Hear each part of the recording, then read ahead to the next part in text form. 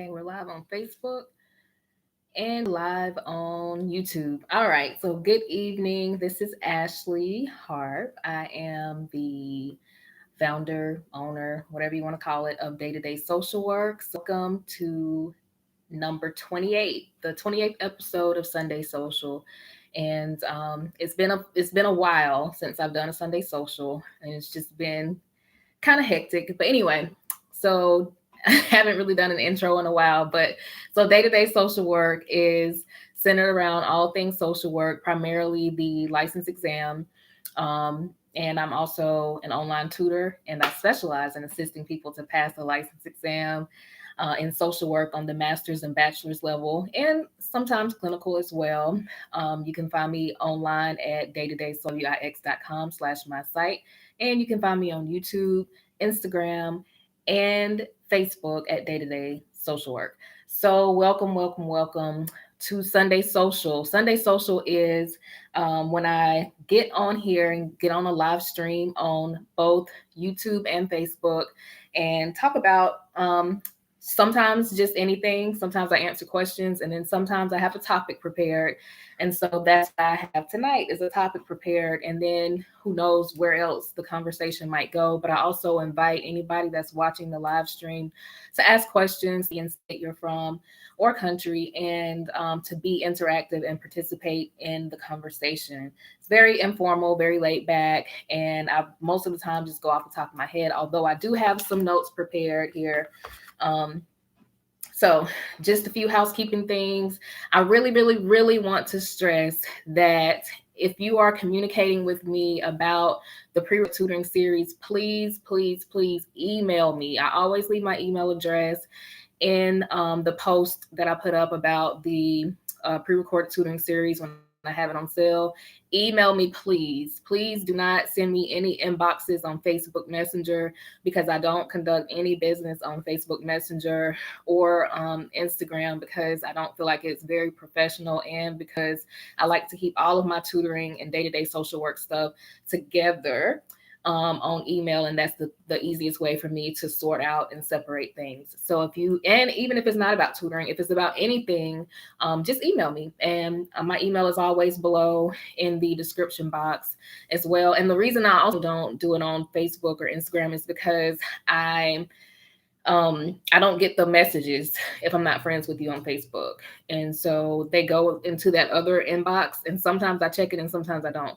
So that's really the reason why I don't, another reason why I don't use Facebook for business as far as when you contact me. So what else? As I said before, some of you are in the Facebook group, and so you saw my post last week where I have updated the 60-day pre-recorded tutoring series, and it now includes 16 videos instead of 15, and covers 192 questions, and it's now over 12 hours of material. And of course, for the new year, which started in January. Actually, of course, the new year started in January. Anyway, so for the new year, the pre-recorded tutoring series is now 60 days access instead of 45 like it used to be. So I will update the whole thing once I'm done adding the new material, which I'm planning on getting out of the way in the next week or two. So I'll be making 2 more videos, and whoever still has access to their 60-day pre-recorded tutoring series, which is your link and your password, whenever I add new material, like I did last week, I will notify you, and that new material will be added to your link at no additional cost to you. And that goes for anybody throughout the year. Whenever I add any new material to the pre-recorded tutoring series, if your access period is still valid, then you will get that additional information at no cost to you. All right, so let's see. Oh, another thing too about the pre-recorded tutoring series. So if you remember, I had a birthday special back in December on my birthday where the pre-recorded tutoring series was only $33 because I turned 33 years old. The regular rate is $175. So I had people to reach out to me asking for if they could get the birthday rate, and it was January. My birthday was December 27th. And I just wanted to say, y'all, please be courteous to me, be kind to me. Like, I gave a $33 rate for my birthday when it's normally $175. So if you miss the rate, I can't give you that rate a month later, maybe a day later, but not a month or weeks later, because you don't call Nike and ask them if you can get their Black Friday special, which is in November, and it's January, you're asking for a Black. I mean, you just realize that I do this to help you all. That's why I put it down to $33 for no other reason than the fact that it was my birthday. So I mean, just think about things like that before you contact me months later asking for such a discount, because I'm always putting the series on special anyway for any reason. Like, I'm going to put it on special again on St. Patrick's Day just because it's St. Patrick's Day. But anyway, enough of that. So the topic for tonight, though, is emotional abuse. And so I had been taking notes throughout the last few weeks whenever I would think about things related to emotional abuse, and just jotting it down in my journal, because I knew I was going to make a video about emotional abuse. And if you're in the Facebook group, then you saw my post back in January, or maybe it was earlier this month, about reading I Hate You, Don't Leave Me, which is a book about borderline personality disorder. So I started reading that book because my supervisor suggested that I read it, because I wanted to learn more about borderline personality disorder. Now, I'm only on page 68 because I just have a lot going on, but the book does a really good job of explaining borderline personality disorder, and it breaks it down. Like I said, I'm only on page 68, and I think it's like 270 pages. But even in just the first 68 pages, it gives you stories about people and how they go through life with borderline personality disorder, how they think that it's developed. Mostly it's in childhood, where you are supposed to form attachments with your caregiver, and sometimes you don't have those attachments. They aren't formed.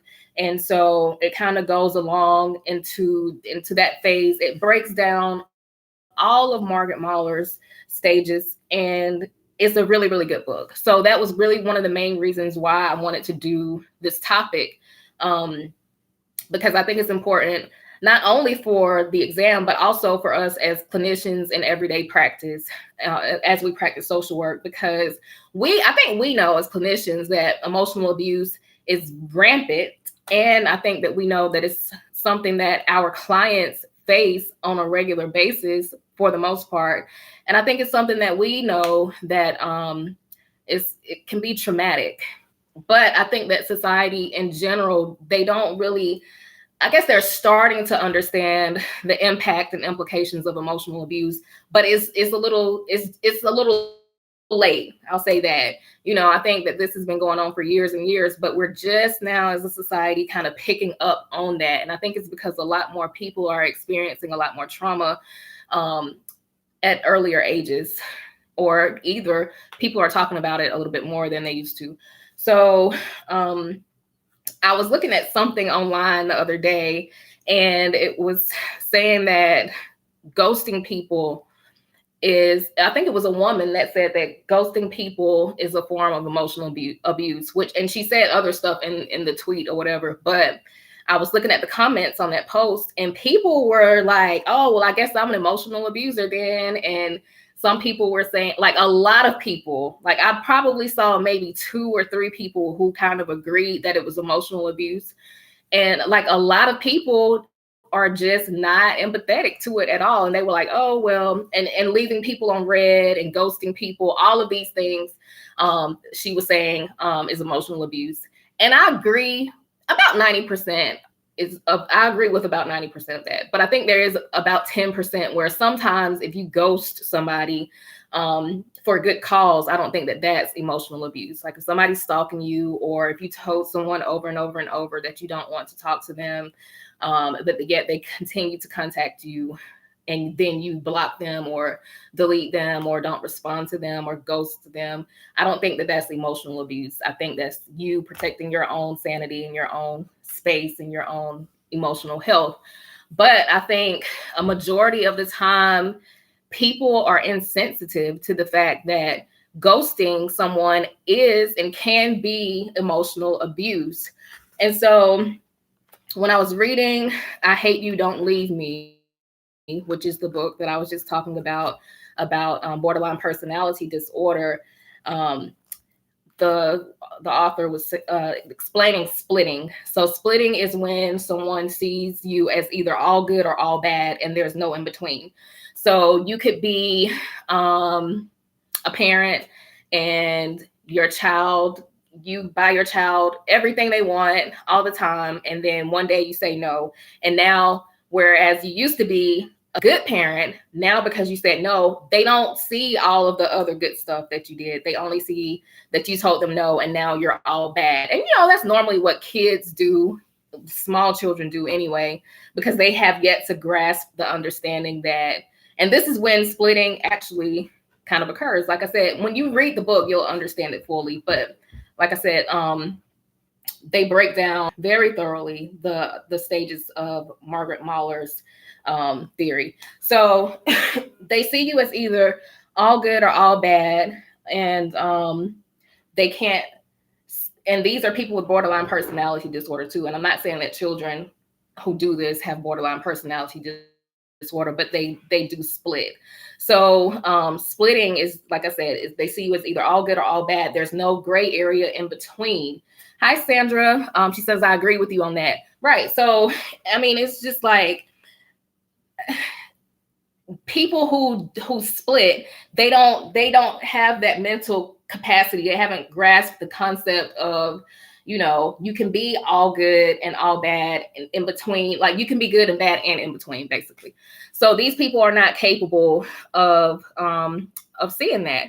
And so as I was reading the book, I started thinking about just emotional abuse and silent treatment. Now, silent treatment is a form of emotional abuse, which I guess is kind of the same thing as ghosting, because when you ghost someone, you go silent on them permanently. But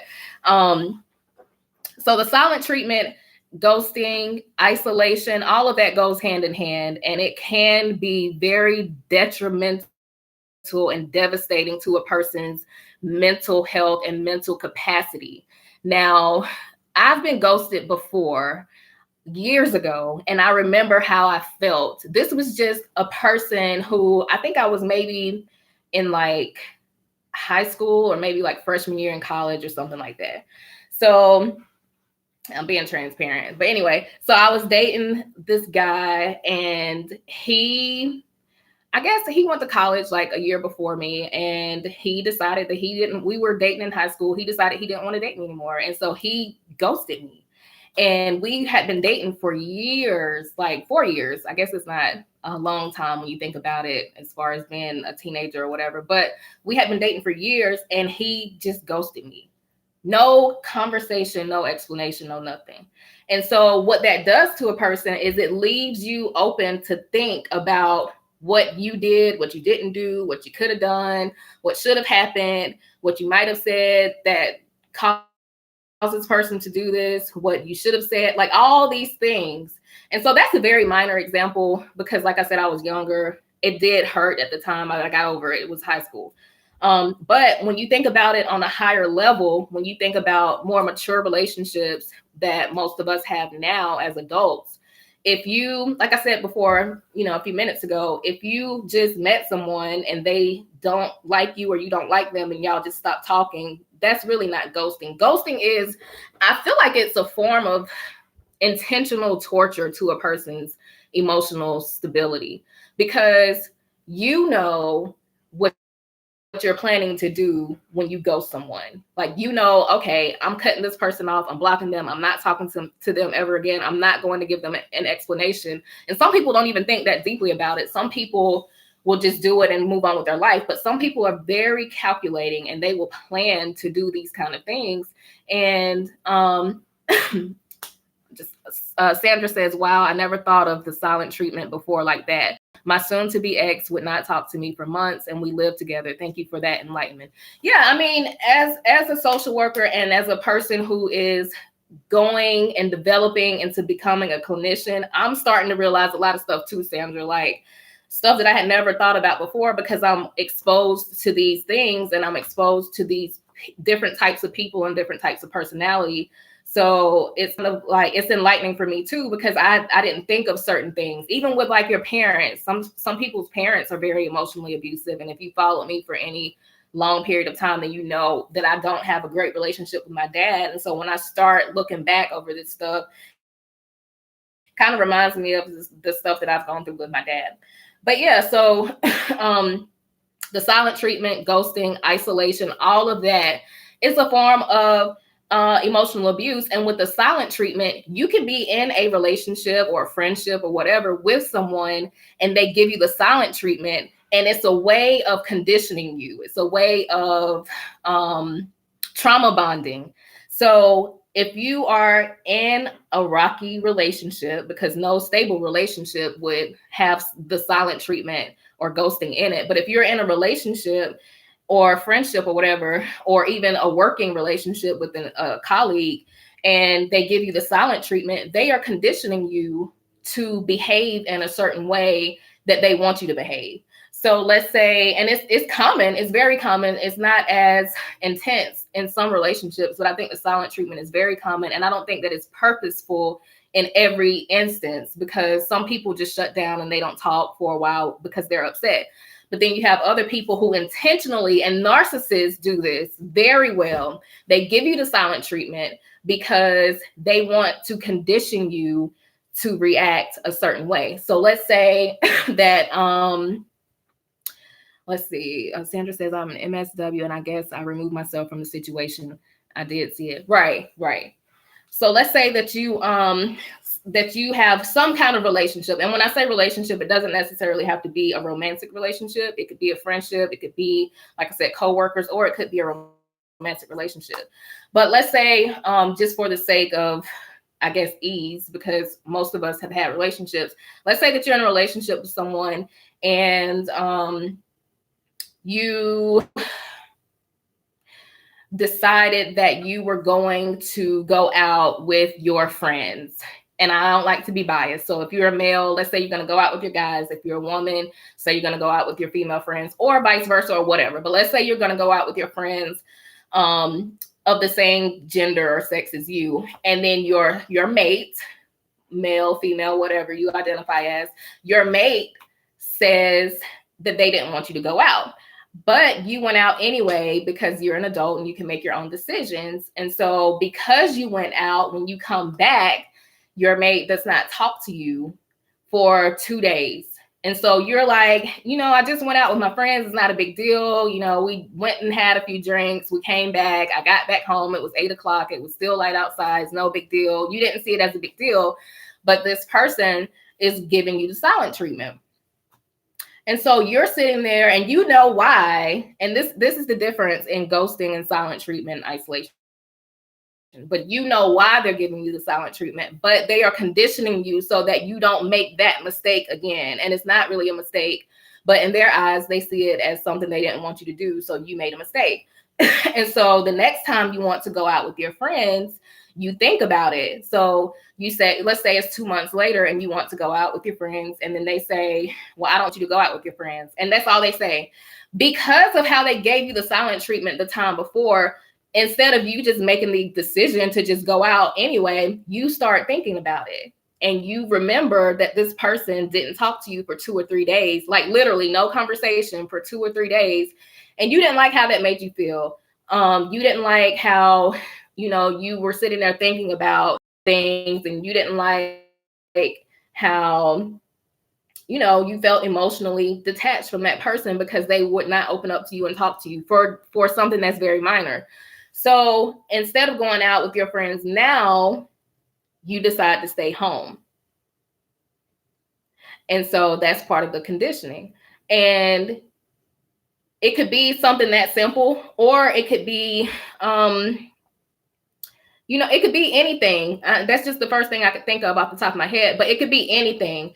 And so that silent treatment is a form of manipulation, it's a form of control, and it's a form of like, it's just a form of control. So then in silent treatment, you know, it could happen for a couple days, a couple hours, it could happen for months, where then it, you know, it kind of turns into ghosting, and then the person pops back up and they are trauma bonding you. And so with trauma bonding, it's basically that back and forth kind of relationship where, you know, you did something that I didn't like, and so I'm gonna not talk to you for 2 or 3 months, or I'm gonna break up with you, and then, you know, we'll get back together, and then you do something else that I didn't like, and then you break up again, and it's like it's a cycle. It's back and forth, back and forth, back and forth.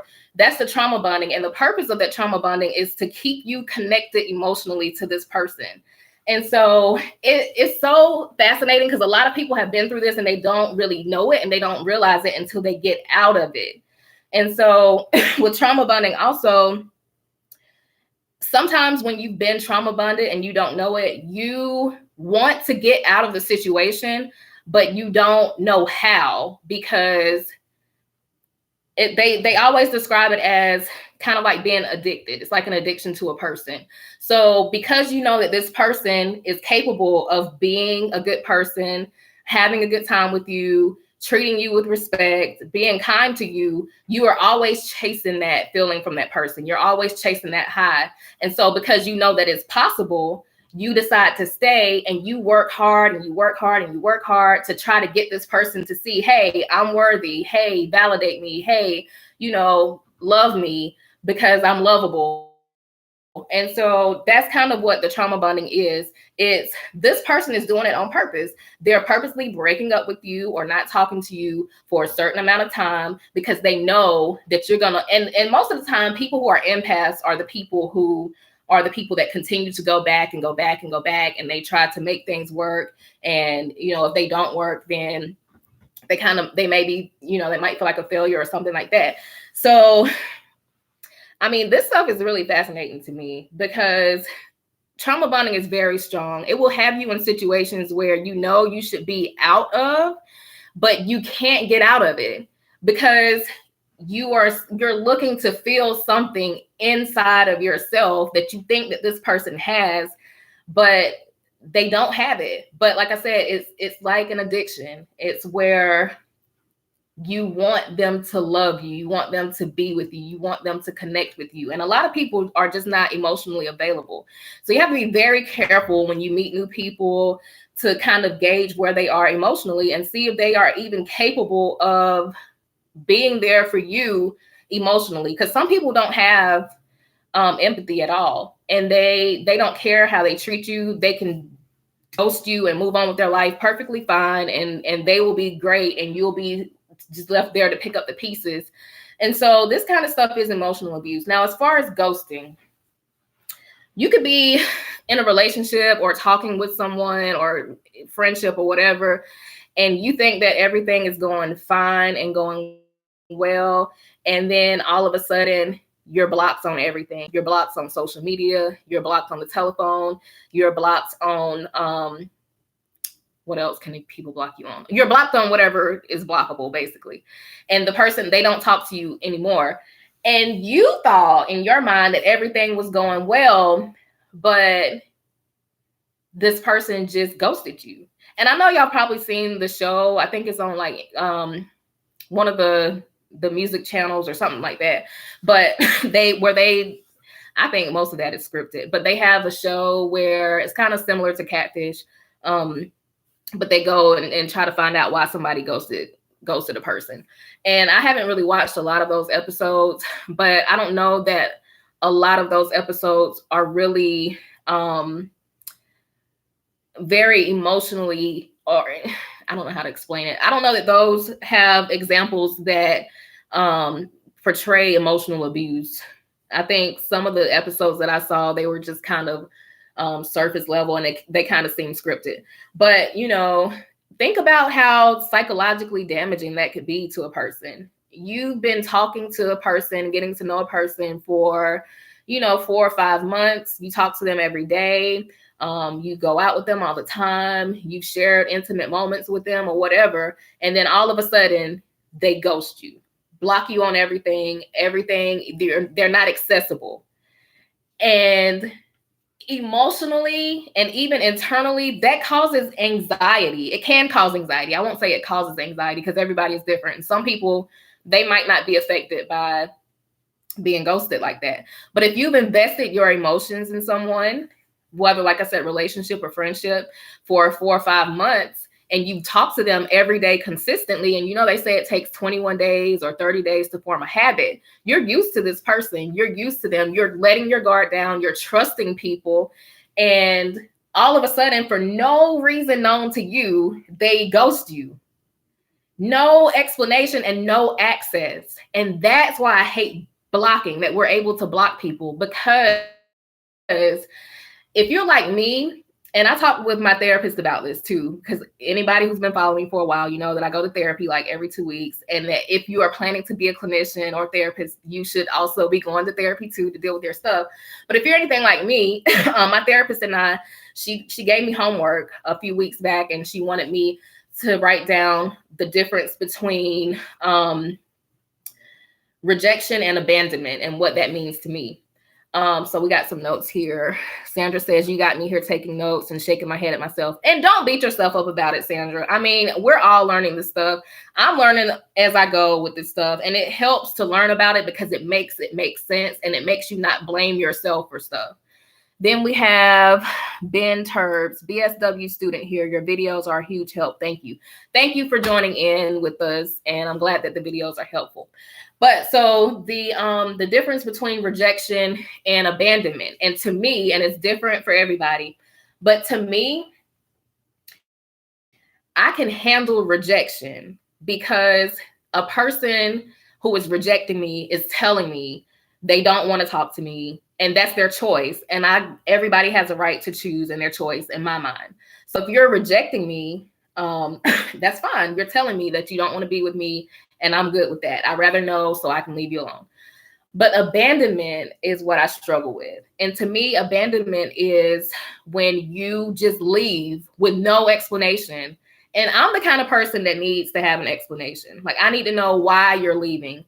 Not necessarily so that I can try to make you stay or make things right, but so I can have closure. And a lot of people will not give you closure. If we can learn that early on in life, me included, because I'm just now learning about it in my 30s. But if we can learn to accept situations and not expect closure, then, we would be a lot better off. But also, if we can learn to not have expectations, and it's hard, especially if you're a genuine person, because you might sometimes think that people should be as genuine as you are. But as we get older and we learn and we live, we know that everybody is not like us, and we have to learn that, and we have to accept that. So it's kind of hard to accept the fact that sometimes we won't get closure in certain situations. And, to me, it only makes sense to give closure. But everybody is not like that. So when we think about also the isolation part of emotional abuse, it's the same thing as the ghosting almost. And the silent treatment is leaving you alone to wallow in the pity that the person thinks that you have, or that the pity they have for you. So they've left you, they've gone, and now they know that you're feeling bad. They know what they've done. They know that, that you're feeling hurt, and they don't care. And so it leaves you to question. Sometimes people are shameful about it. They don't want to tell their friends or their family that somebody isolated them or gave them the silent treatment or ghosted them. They have to put on that little smile that we always put on in front of everybody else, and then we go home and fall apart, But it's shameful, because you might have boosted this person up in the eyes of your family and your friends and that kind of thing, and then they ghost you or leave you or give you the silent treatment. And so everybody's expecting you to have a good report on this person, and then you don't. And so maybe you don't tell people about it because you feel embarrassed about it, or you feel shameful about it.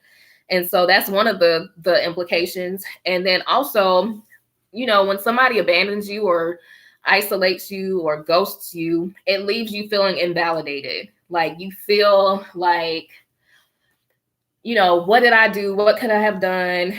All those questions that I said in the beginning, it makes you feel like you aren't valid, like you don't matter. And that's not a good feeling to have. And then also it can, like I said, have physical implications too, because you feel physically anxiety. You feel, and anxiety is different for different people, and it means different things to different people. So I can't explain what anxiety is for me. It's not that I'm worrying about something. It's I literally feel like my cortisol levels increase, and it's not necessarily a jittery feeling, but it's not a good feeling either. And I have very high anxiety in the mornings, and it's for no apparent reason.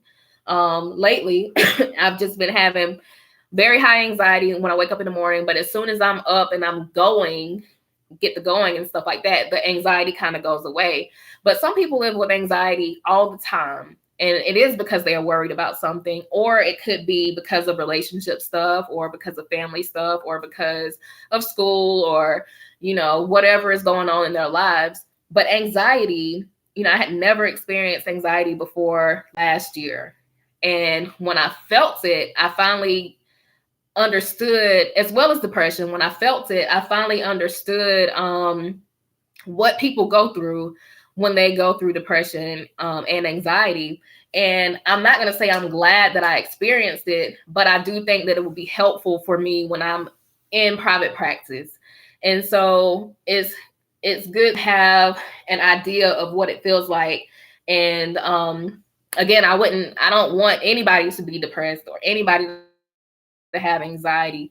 But I think me having the minor, and I say minor for me because I'm not diagnosed with either, and I don't think that mine is extreme as some people's are who live on a daily basis feeling anxious and feeling depressed. I think mine is more situational. But I think some people's, and I know some people's, is more of a chemical imbalance. And so anxiety is just different for everybody. And then you also feel that hopelessness and that helplessness from the silent treatment and emotional abuse, because you feel like maybe people don't understand, maybe you don't understand. You don't feel like anything is going to change. You can't see past today, and it's really just one day at a time that you have to take it. It's really one day at a time where you have to just heal.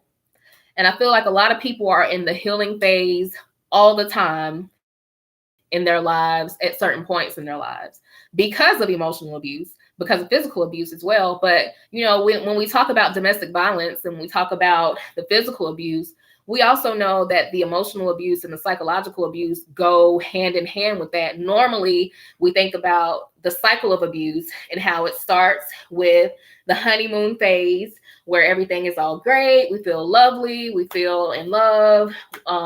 People are just being on their best behavior. Then you get to the tension where, and this is kind of the same thing too. You get to the tension where you're walking on the eggshells. They're giving you the silent treatment because you did something that they didn't like. And then you have the incident of violence. And then again, you go back to the honeymoon phase. So it's all of this stuff is like a cycle. So it's all a cycle. And domestic violence cycle, like I said, you got the honeymoon phase, you got the tension building, and then you have the incident of violence. And then it's back to the honeymoon phase. And we know that on average, it takes 7 times for 7 attempts to leave a domestic violence relationship before a victim or survivor finally leaves for good. And we know that when a person is trying to leave a violent relationship, it's the most dangerous time for that person. So, keep in mind all of this information as you're working with your clients and as you're working with people in the field. Let's see what else. And, some people use silent treatment as a form of torture. And I know torture might seem extreme, but when you know that some people have a very high need for affection, a very high need for adoration and admiration and that kind of thing. And when you know that about a person and you ghost them or you give them the silent treatment, that's emotional abuse, because you know the impact that it's going to have on that person. I'm not like, let me get this pen.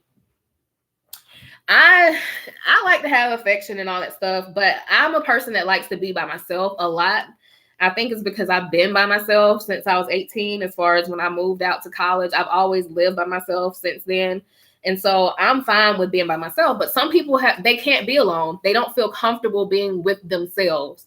And that's one of the things that we have to learn too, and have to help our clients understand, is that you have to know who you are before you can be with someone else, or before you can help someone else be who they are in their lives as a companion or a partner or whatever. So some people know, and a lot of these people are abusers, they are manipulators, they are narcissists, they might have borderline personality disorder, where they split and they see you either as all good or all bad. And so as I've been learning about narcissism and borderline personality disorder, they are very similar, but they're also different.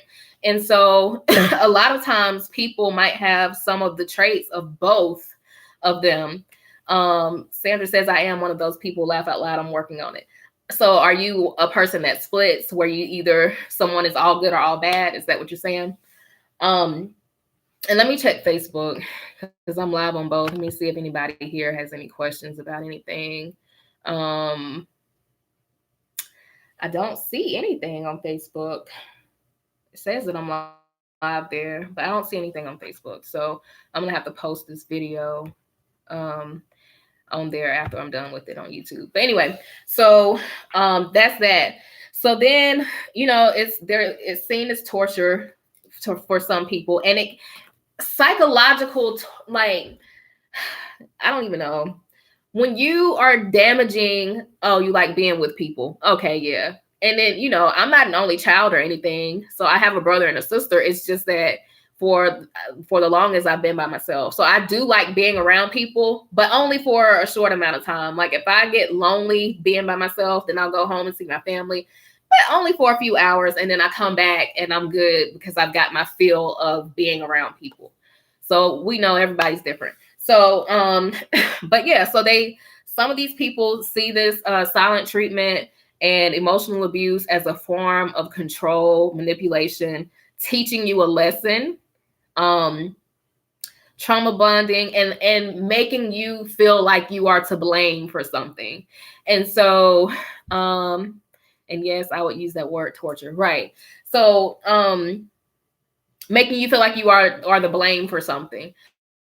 And so if a person can get you to take accountability for their wrongdoing or their wrong actions, to blame yourself, they are definitely manipulating you, and they are definitely trying to control you, and they're being emotionally abusive. If you know that you haven't done anything, but people have a way with words to kind of flip it on you and have you apologizing and taking the blame and accountability for something that they did.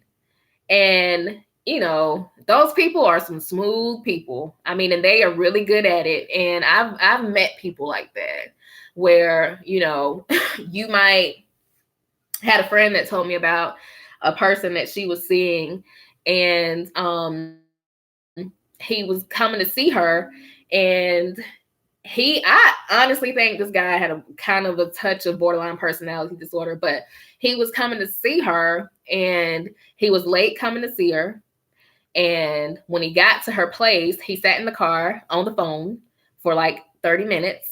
And I mean, what did she say? I think she was preparing a meal for him, and she was excited to see him, and they didn't stay in the same area. And he was late. He took his time coming inside the home to visit with her. And, when he got into the home, he gave her some story about what he had to do to get there, and how she should have been appreciative that he even came so far to see her. And he was not communicating anything with her. He just showed up 2 hours late. And then we got there, she saw him outside. He sat in the car on the phone. And, before you knew it, she was telling me that she was apologizing to him because he made it seem like that she was complaining, which I think those are valid points. I mean, if you tell somebody you're going to come and see them, and y'all already don't see each other because you live so far away from each other, and you show up 2 hours late and you don't even call and say that you're going to be 2 hours late, and she was calling him to see where he wasn't answering the phone, and then somehow he flips it on her and makes it seem like that she wasn't being appreciative that he drove so far to come and see her, and she ends up apologizing to him, even though he dropped the ball on the communication and he didn't call her, answer her phone calls, and he sat out in the car for an additional, I think she said 30 minutes, just talking on the phone. So I don't think that she had to apologize for letting her disappointments known to this person, because I mean, just giving you that short example of what she told me, I think those are valid reasons to feel, some kind of way about a person that you really like and they're not communicating with you, and then you end up apologizing for something that they did. And some people are really good at that, making you apologize for their wrong. So you have to make sure that you don't get caught up, and we have to make sure our clients know those kind of people and those kind of situations so that they don't get caught up dealing with people like that, because it causes you to feel, it's conditioning you for one, and it's causing you to feel a certain kind of way. I'm so antsy right now. I don't know why. I'm not used to sitting still for so long. But anyway, it causes you to feel some kind of way because, you really like this person, and right, he was grooming her. Exactly. So same thing that we said with the silent treatment. So that she knew next time if he was coming to see her and he ended up being late, or he wanted to sit out in the car and talk to whoever he was talking to, then she probably, that next time, if that were to happen, she probably would see that as, okay, maybe I'm thinking too much into this, or maybe it's not really that big of a deal. And then when it really is a big of a deal to her now, because of how he treated her and had her apologizing to him, now she's thinking, okay, I'm overreacting. And I don't think that's an overreaction. I mean, respect people's time and be courteous enough to call them and communicate with them. And so you're right, he was grooming her so that if it were to happen again, she would shut her mouth. And that's what manipulative and abusive people do, is they want their way and they want control, and they want you to shut your mouth so that they can do whatever they want to do, and you just roll with it. Let's see what else. So it's kind of like, when we talk about the conditioning aspect of it, it's kind of like, I got stuff going on here on this phone, but it's kind of like, if you ever heard that story about the elephant on the chain, where they had, like, how they have elephants at the zoo or something like that, and they have that little stake in the ground with the chain on the elephant's leg so that the elephant will know not to go past a certain distance. And if the elephant, I guess so that they know not to go past a certain distance. So they can condition the elephant, or same thing with Pavlov's dogs or whatever. They can condition the elephant to stay within a certain distance, even when they take that chain off, because the elephant has been chained to the stake in the ground for so long. And if it tries to go past a certain distance, it can't, because it's chained to the thing, to the stake in the ground. So if the elephant wanted to go a little bit farther, it is not able to because of the chain. And so if they take the chain off, the elephant knows automatically the distance. And it's not going to happen over like 2 days. So of course it's not going to be like, okay, we're going to put the elephant on the chain for 2 days or 2 weeks, and then it's going to know not to go past a certain point. It takes time. So they can put these elephants on the chain for like a year, 2 years, whatever, and then they can take the chain off. And so because the elephant has been conditioned not to go past a certain point, it knows, even though it's free of the chain, that it can't go past a certain point. Same thing. Or those dogs with the shock collars, and I haven't seen one of them work, but this is another example. I was like, what else can I compare this to? So you know how they have, like, I guess those collars now where they can leave the dog off of a leash, but as soon as the dog goes a certain distance, it'll get shocked. And so the dog knows not to go past that distance anymore.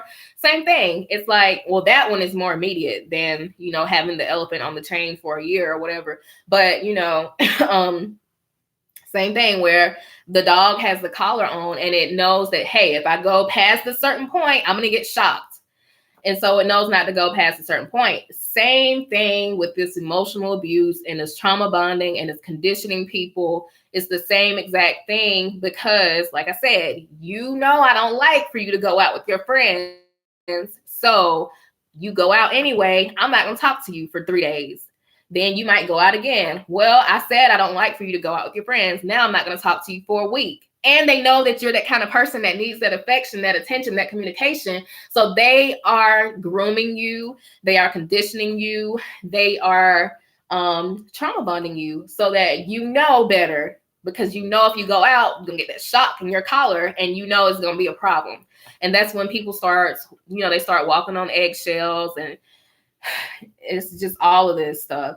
And with the narcissism, they have that they have the love bombing phase, and then they have the devaluation phase, and then they have the discard phase. So just like the domestic violence cycle, you have that cycle of abuse in the narcissistic relationship, where it's kind of the same thing. You have the love bombing, same thing as the honeymoon phase in domestic violence relationships. But the love bombing for narcissistic relationships is, they put a tight grip on you by taking you out, taking you to fancy dinners, buying you roses, buying you clothes, buying you shoes, spending all this time with you, talking on the phone with you all the time.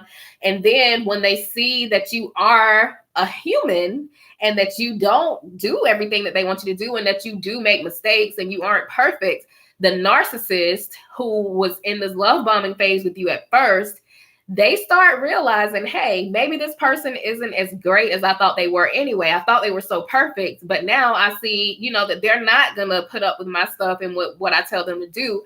So now I have to start devaluing them and looking for someone else at the same time, because this is what narcissistic people do, or people with narcissistic personality disorder can do or are capable of, is they always have to have supply. And that's what they call it, supply. They have to have somebody waiting in the wings because they need something new. They need a new shiny toy. And where you used to be that shiny toy, now they have that new person in the love bombing phase or the honeymoon phase. And then you are over here at the devaluation phase, when it's a little different, because in the domestic violence cycle, that next phase in after the honeymoon phase is the tension. And I guess it's kind of similar too, because in the narcissism phase cycle, that next stage is devaluation. And so devaluation is when they start doing this stuff to you. They start giving you the silent treatment because you're not doing what they want you to do. They can't manipulate you the way that they want to. And so they start isolating you or punishing you because you aren't being the perfect person that they thought you were, and you're not doing what they want you to do. And so after that is the discard in the cycle of narcissistic relationships, is the discard. Whereas that third step in the domestic violence cycle is the violence incident. And so this phone is getting on my nerves. Let me turn it off. But anyway, so they discard you. And the discard from a narcissistic person or person with narcissistic personality disorder is crazy. It comes at the most inopportune time. It comes when you least expect it. It comes when you could be in dire need of something. You could be in, your parent has something going on with their health, or you have something going on with your child, or whatever it is. They don't care about any of that. They discard you. And it's just like they could block you. They could ghost you. They could do all of this stuff that we've been talking about as part of this emotional abuse. And they leave you and move on with their life with this new person like nothing ever happened. And I don't want you to think that this is a cycle of, okay, well, they didn't want me anymore, and now they want this other person. They're going to be great to this person. No, this is a cycle. This is pathological behavior. This person will treat that next person just like they treated you. They're going to love bomb that person, then they're going to devalue that person, and then they're going to discard that person too, all while having another person or people lined up to repeat the cycle. It's not you, it's that person with this disorder. Now, some people, and it's a fine line between having a normal breakup with someone and having a breakup with a person with a narcissistic personality disorder, or a person who has a lot of the traits, although they might not have been diagnosed with the disorder. And I don't want to use narcissism lightly or loosely, because we are clinicians here, and we know that in the DSM-5, there are criteria that people have to meet, and they have to go in person to be assessed. We can't just put this label on people based off what we heard from someone, or, listening to somebody's story. Now, we can say that a person has narcissistic traits, but we can't say that they have a narcissistic personality disorder without assessing that person in office, in person, and they have to meet that criteria. And I think, and don't quote me on this because I don't have the DSM-5 in front of me, but I think it's 5 out of 9. I don't know. Make sure you look that up. But there are like 9 criteria, and the person has to meet like 5, I think.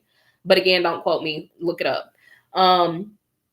And so I don't want you to just go around, and like I said, it's a very fine line between somebody breaking up with the person and it's just a normal breakup, even though it's messy or it's hurtful, and a person having that love bombing, devaluation and discard, and being pathological and doing this to whoever is next. And so the victim or the survivor of a narcissistic personality disorder person has to learn about this stuff and research this stuff to understand that, hey, it's not me. This is a pathological person, and this is a person who has a disorder, and it's a personality disorder, and it can't be fixed. It can be treated, but there's no cure for it. So, that's that. And I wrote down a question here. Do you do this and you don't know? So a lot of times people with narcissistic personality disorder or an emotionally abusive person, a lot of times they don't know that they are, because they don't know what the disorder is. But some people who are emotionally abusive, they do know that they are being emotionally abusive, because they purposely ghost you and give you the silent treatment and all that.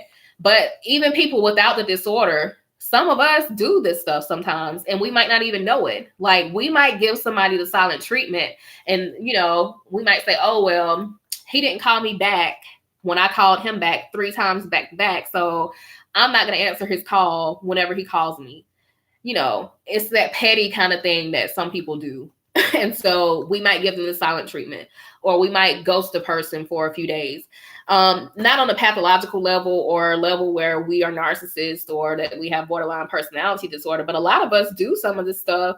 And sometimes it's not intentional. Sometimes it's being petty, or sometimes it's just playing a game, which I don't understand. But like, sometimes we do this stuff and we don't think about it. We don't think that it can have an impact on somebody. Just like the lady who posted the post about ghosting being emotionally abusive. Like I said, I think about 90% of it is emotional abuse, but then there's that 10% where it's not necessarily emotional abuse because you have legitimate reason for ghosting someone. But if you're intentionally hurting somebody because things didn't go your way, or because you just feel like you want to build a trauma bond with this person, or you want to,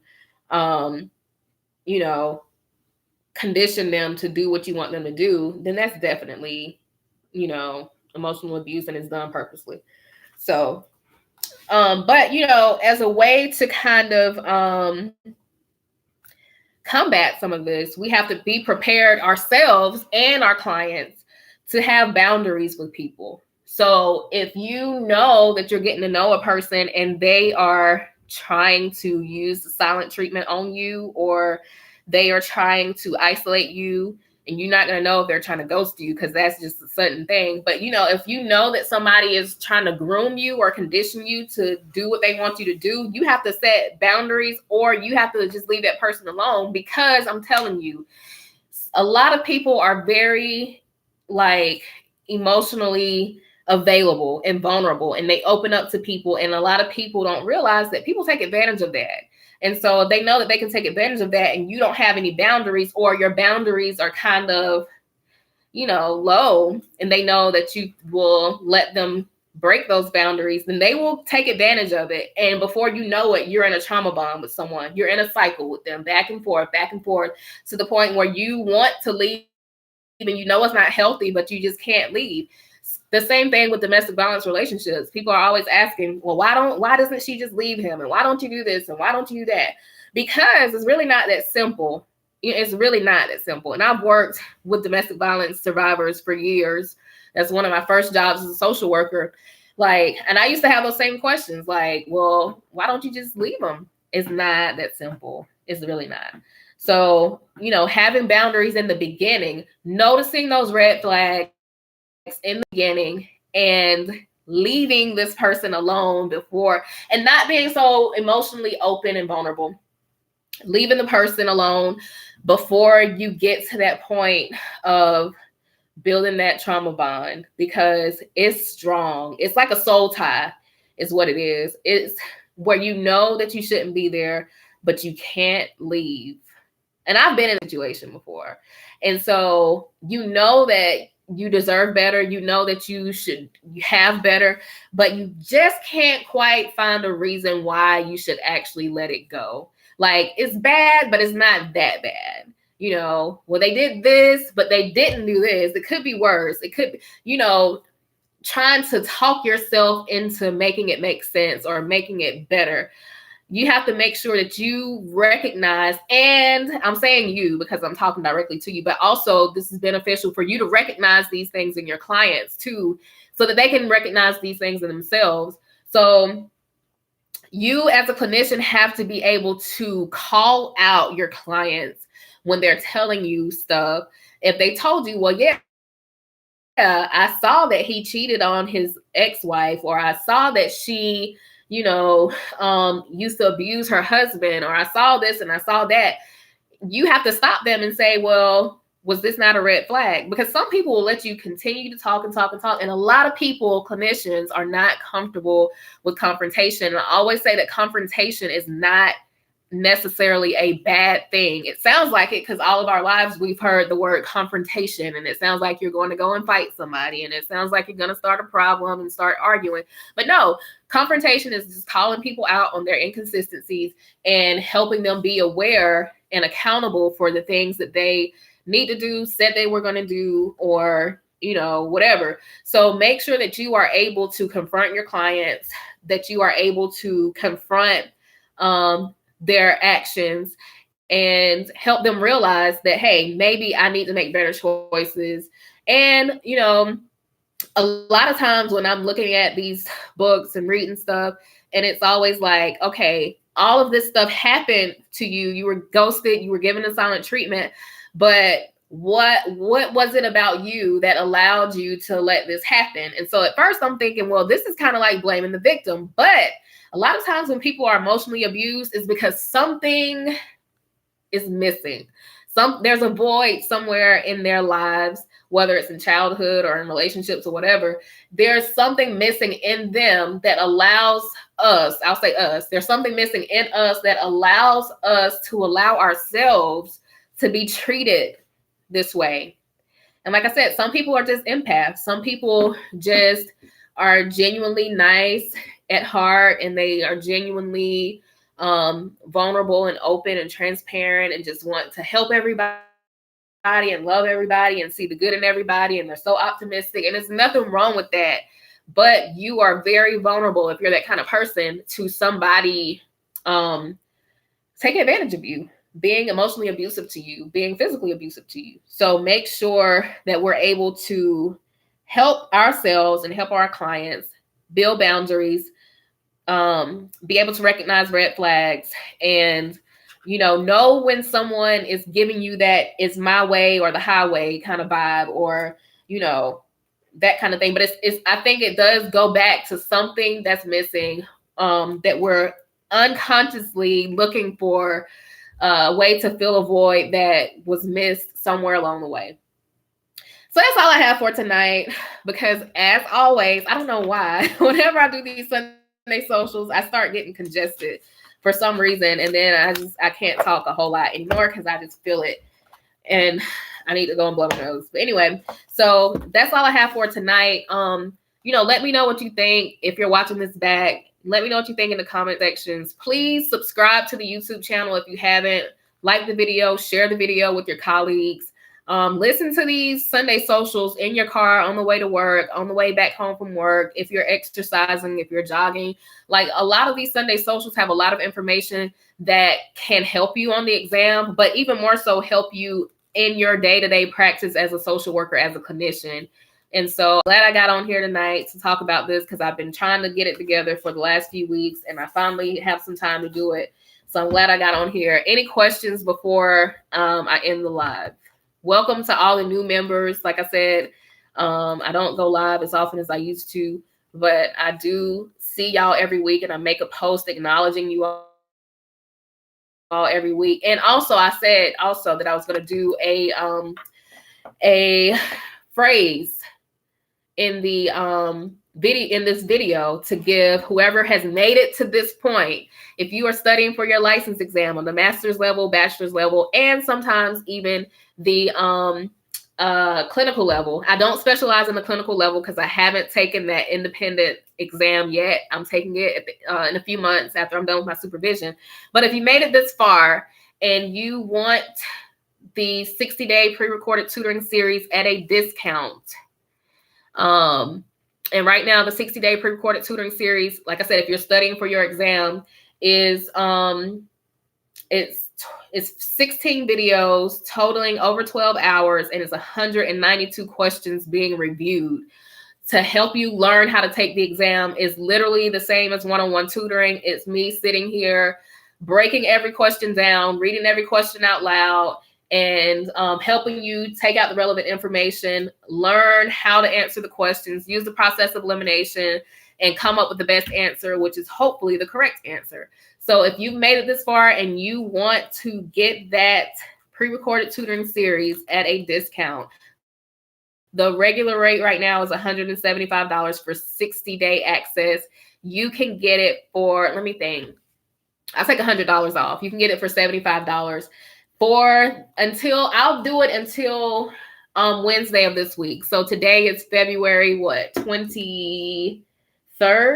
So let's see, 23rd, 24th, 22, until February 26th. Let me write that down because I'll end up forgetting. So if you're watching this right now, or if you're watching this back after the live and you want to get the pre-recorded tutoring series on discount, $100 off from now until February 26th at 11:59 p.m. Eastern Standard Time, you only have to email me and